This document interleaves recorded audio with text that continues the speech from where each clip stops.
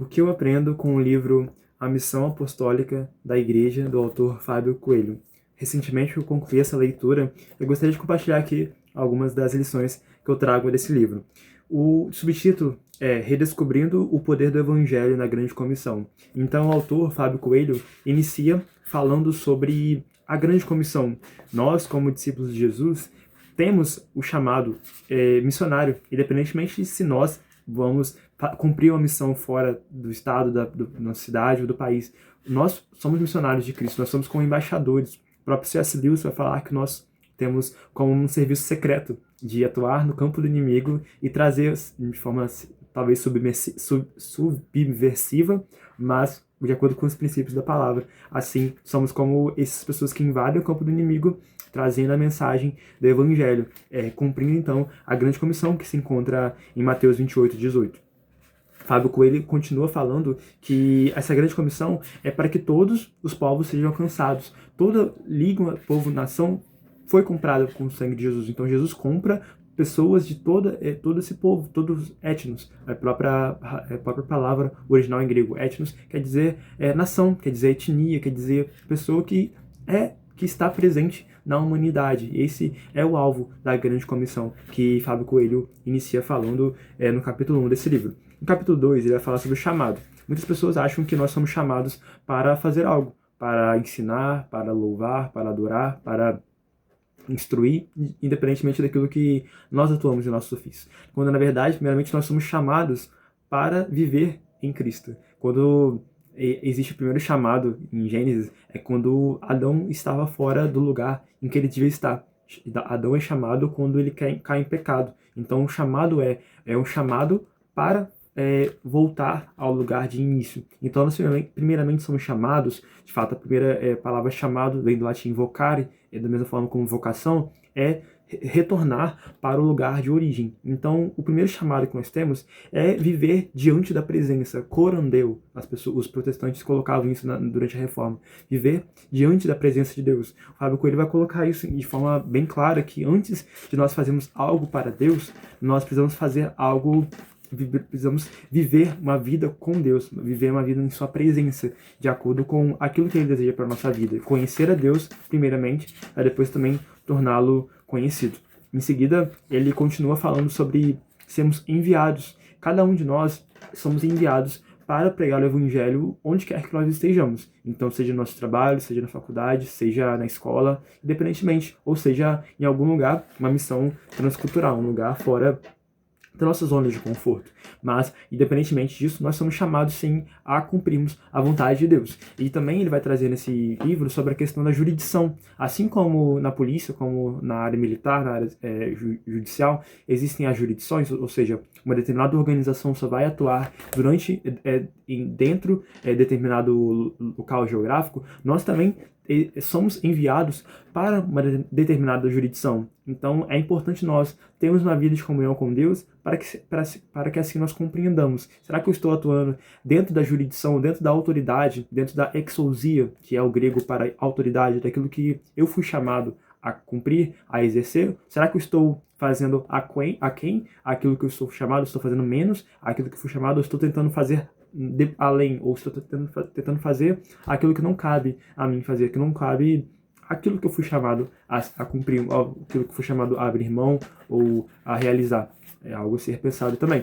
Em seguida, ele vai falar sobre a pregação do Evangelho. O Evangelho é a boa notícia para todo aquele que crê. É o poder de Deus para a salvação de todo aquele que crê. O apóstolo Paulo vai colocar isso em Romanos 1,16. Ele não se envergonhava do Evangelho porque ele é o poder de Deus. Então, a pregação é a mais importante, a mensagem da cruz, do Evangelho. Nós não falamos sobre a filosofia política, nós não falamos sobre uma ideologia, não falamos sobre nada além de Cristo, assim como o apóstolo Paulo fala em Coríntios, e este crucificado, porque o Evangelho é aquilo que nos dá poder para sermos salvos.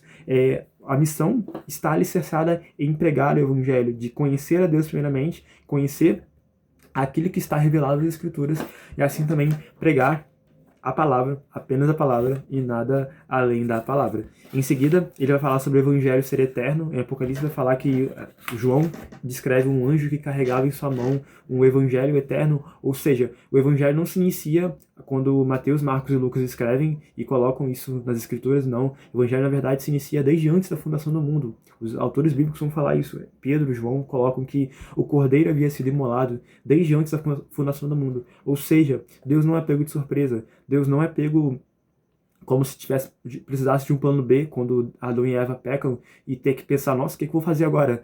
Não, Deus já sabia que o homem iria pecar. Na verdade, Deus coloca a árvore do conhecimento do bem e do mal no meio do jardim, junto com a árvore da vida, não para testar, para provar, mas para mostrar que o amor genuíno está na possibilidade da não resposta a esse amor. Então, não somos seres autômatos, mas somos pessoas, independentemente da sua forma de ver se existe um livre-arbítrio ou não, mas pelo menos Adão e Eva tinham a capacidade de escolher a Deus ou não, e eles decidiram não escolher a Deus. Então Deus já sabia, em seu plano perfeito, que eles haveriam de cair em pecado. Então, em seu conselho eterno, ele já havia decidido entregar o seu filho para que todo aquele que nele crê não pereça, mas tenha vida eterna, em Gênesis 3,16. Em João 3,16. Ainda, agora falando em Gênesis 3,15, vai falar sobre o evangelho já sendo pregado. O proto-evangelho do descendente da mulher viria aquele que haveria de ferir a cabeça da serpente, e este haveria de ser